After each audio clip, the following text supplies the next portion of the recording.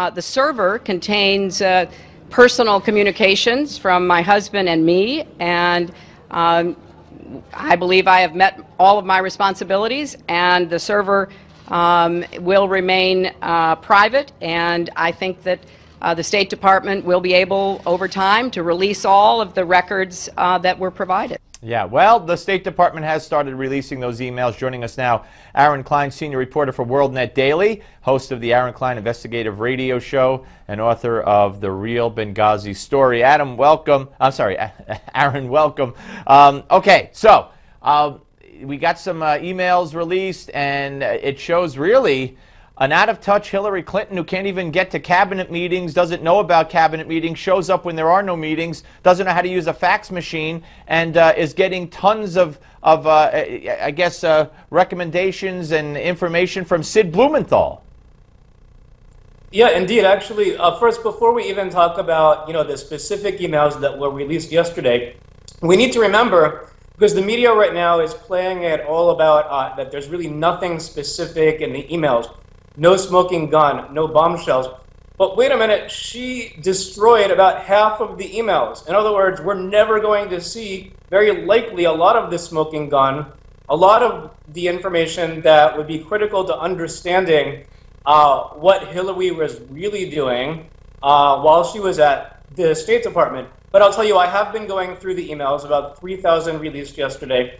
And so far, it's true. There's no real smoking gun, no real bombshell. But what's interesting is what you just pointed out, which is that they show that she had a relationship much larger than we thought. In other words, Sidney Blumenthal, the aide, the advisor, played a role where he wasn't just sending her information day by day. She was listening. She was responding. She requested more.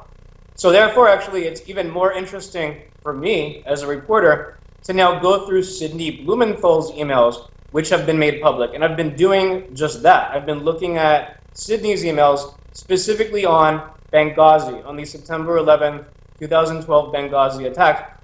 And I'll tell you, I think that there's a lot more that we need to investigate. Because in one of the emails, Sidney talks about something. He proposes, remember, Benghazi, 9/11, the larger story is that there were revolutions in Libya, in Tunisia, in Egypt, in Yemen, and in Morocco and beyond.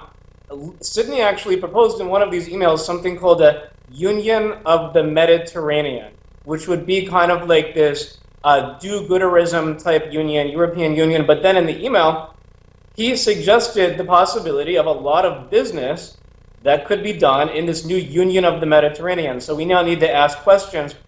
Is Clinton cash involved? Is Clinton corruption involved? Were they, aside from their good intentions, let us say, if we can give them that, for the revolutions across the Middle East and North Africa, were they also trying to make money? Because Sidney was heavily involved in some shady business dealings.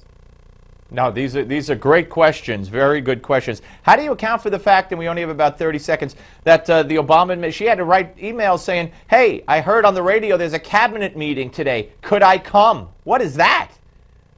Yeah, I mean, clearly, at the same time, before 2008, and Sidney was heavily involved in this, there is the Clinton administration, but well before that, the Clinton campaign did a lot of was responsible for a lot of the negative reporting about Obama. Clearly, they were trying to keep her out, but it also shows how clueless she is and how actually we need to know who her surrogates were, who was feeding her this information, because apparently she's so clueless that she was getting most of her information from people like Sidney Blumenthal. Yep, it's crazy. Aaron, great to talk to you, sir. We'll speak to you soon. Up next, Roger Simon. Don't go away.